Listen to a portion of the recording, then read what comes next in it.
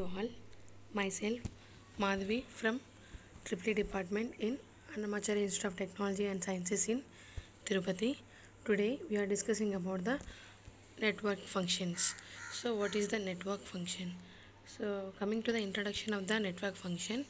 Network function is a mathematical representation to describe the inputs and outputs of the black box model. So by using the black box models you can find the input and output of the network function. So it is also called as a transfer function or system function or transfer curve. So the main purpose of this network function is it is designed to produce the particular output whenever you can give the input to the system. So here whenever you having the system parameters and use the some operation on the applied input and can give the required output. So by varying the system parameters we can get the whatever the required output in the system. So it is the indication of the cause and effect relationship existing between the input of the and output of the system. It is called as a system function and transfer function of the system. So it is mainly expressed in terms of the Laplace transform. Why? Because it is a simplest way to represent any waveform. So coming to next topic, that is the concept of complex frequency. So complex frequency is nothing but mainly the frequency exists in the AC system. So in our system we are having the different elements. So to characterize the exponential or damped sinusoidal motion, you can go for the frequency characterizes in the simple harmonic motion. So how you can represent the complex frequency is nothing but a into e power st. So here a is the constant and t is the time. So here in the frequency mainly you are having the two types of parameters. So complex is nothing but it having the both real and imaginary part. So in this you are having the mainly two parameters. One is the sigma. Here the sigma represents the magnitude of the signal and omega represents the rotation of the signal. So by using this sigma and omega we can control the magnitude and rotation of the signal. So that is called as a complex frequency. So what is the representation of the complex frequency is nothing but S. So S is equals to sigma plus j omega. Here sigma is the real part of the complex frequency and omega is the imaginary part of the complex frequency. So how you can express the signal means if you are taking the exponential signal for the type 1. So what is the expression? X of t is equals to xm into e power st. Here xm and s are the time dependent complex parameters. S is equals to, here in the first equation you are having the s, so you can put s is equals to sigma plus j omega and xm is the magnitude of the x of t and sigma represents the real part. So this real part is also called as a Nepper frequency and you can represent the Nepper per second. And omega is the radian frequency and it can be expressed in terms of radians per second. So the combination of these two is called as a complex frequency and it is denoted by S. So what are the units for the complex frequency is nothing but complex Nepper per second. So if you are substituting the S value in the first equation, you are getting x of t is equals to xm into e power sigma plus j omega, sigma into t plus j omega into t. So from this x of t is equals to xm into, so e power a plus b is nothing but a power a into e power b. So from this e power sigma t into e power j omega t. So you know the Euler's theorem. So what is the Euler's theorem means? E power I theta. So whatever the exponential term when we written as cos theta into I sin theta. So similar way you can express the e power sigma t can be represented as x of t is equals to xm into e power sigma t into cos omega t plus j sin omega t. Here the real part is nothing but xm into e power sigma t into cos omega t and imaginary part can be written as xm into e power sigma t into sin omega t. So here whatever the operation of the system will be depending upon the these complex parameters then and exponential term. So we can study the different cases possible in the complex frequency. So first, if you are taking the complex frequency, that is in the first case, in this we are having the two variable parameters. One is the sigma and omega. In the first case, I can put the omega is equals to 0 and sigma having certain value. Then the functions will be written as x of t is equals to xm into e power sigma t cos omega t is the real function. If you are putting the omega value as 0 in the above equation, you are getting x of t is equals to xm into cos 0. So cos 0 is nothing but 1. So xm into e power sigma t, you can get the x of t is equals to xm into e power sigma t. Next, similarly, you can substitute the imaginary part. So in this, what is the imaginary part? Xm into e power sigma t into sin omega t. So in place of sin omega t, you can put the omega value as 0. You can get the value as 0 in this case. So x of t, that is the real part, is the xm e power sigma t, and the imaginary part will be 0. So in the sigma also you are having the two cases. One is either the sigma is positive or the sigma is negative. So suppose if sigma is positive, means the value, that is it can be varying from the maximum point to this slightly exponentially increasing curve will be applied in the complex frequency. If the sigma value will be less, means it can start decreasing exponentially, which is shown in the figure 2. And the third case, if the sigma value is 0, you can get the steady state, there will be no change in the value of the x of t. Next, you can take the second case. So in the first case, you can put the omega is equals to 0 and sigma is the variable. In the second case, sigma is equals to 0 and omega having the certain values. So you can put the sigma values and omega values in this real part and the imaginary part. So what is the x of t? In the real part, x of t is equals to xm into e power sigma t into cos omega t.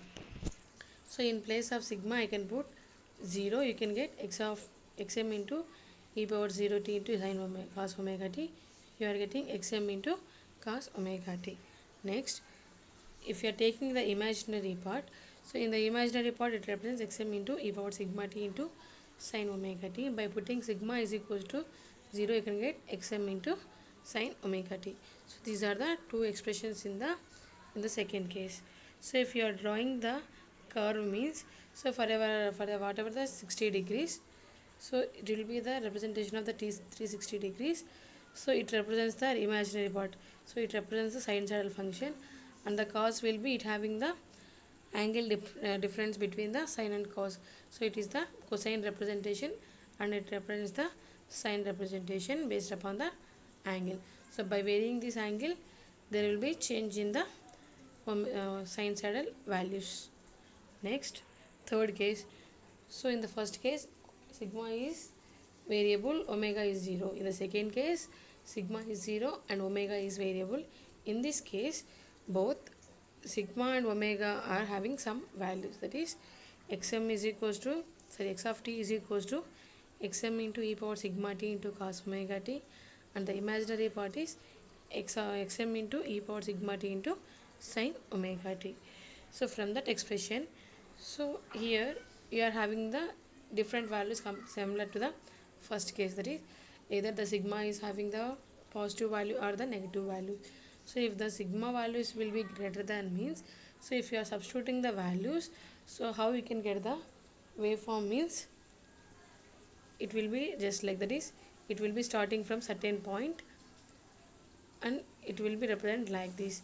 Similarly, if you are putting the different positive values in the imaginary part, it will be starts at the 0 point and it will be start here. So if you are observing the real part in the imaginary part, sin and cos term is there, so there is a difference having the 90 degrees in this. Next, if you are taking the sigma less than value, so if the sigma is less than value, you can get the maximum value at the starting condition. So in this case, the starting point is high and it will be starts decreasing after certain time. Next, in the imaginary part, it will be similar to the real part, but only the difference is it having the some phase difference, that is the 90 degrees. Next topic is the driving point and the transfer functions in the one port and the two port networks. So what is the driving point functions for the one port network? So first, what is the definition of the driving point impedance is nothing but it is the ratio of Laplace transform of the voltage at the port to the Laplace transform of the current at the same port. So this is the ratio of Laplace transform of the voltage to the Laplace transform of the current at a same port. So here we can neglect the initial conditions. It can be represented as Z of S. So Z of S is equals to V of S into Z of S is equals to V of S by I of S. Next, driving point admittance. So admittance is nothing but it is the inverse of impedance. So it is the ratio of current at the port to the Laplace transform of voltage at the same port. So here also you can neglect the initial condition. So it is the inverse of that one, means it is called as a impedance. Impedance inverse is nothing but admittance. So you can represent the, it will be as Y of S.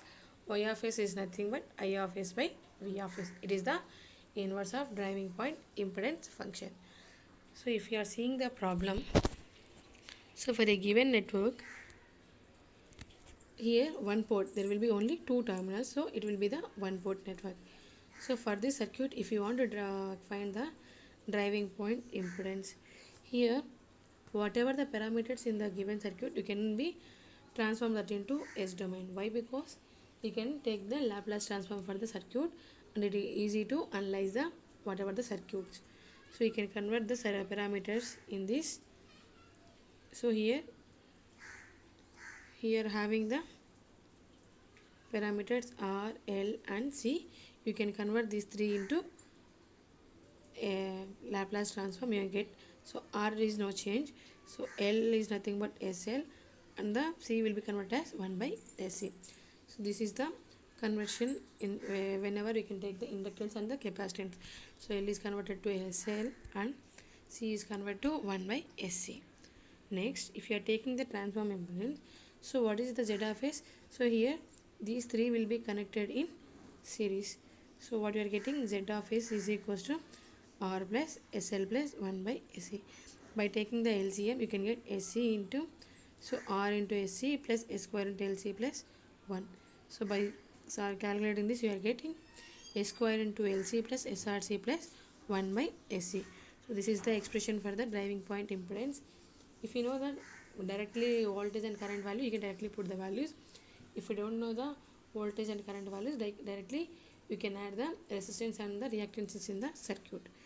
Next, similarly you can see the one more problem. So in the second problem, find the driving point admittance function for the given network having only one port. So here also it having the one port, so 1 dash, so only one port, that is, so having the elements R, L and C. So you can convert these elements as in the S domain, or you can transform the network. You can get R is no change and L will be connected to SL and C will be converted as 1 by SC. So in this way you can convert the whatever the given circuit into transformed circuit. Similar to the first one, you can take, so here you are having the two circuits. One is R and SL will be connected in series and 1 by SC is the one more element. So one series connection and one parallel connection. So if you are taking the two individual admittances, so what is the Y1 of S is nothing but, so Z is nothing but 1 by SC.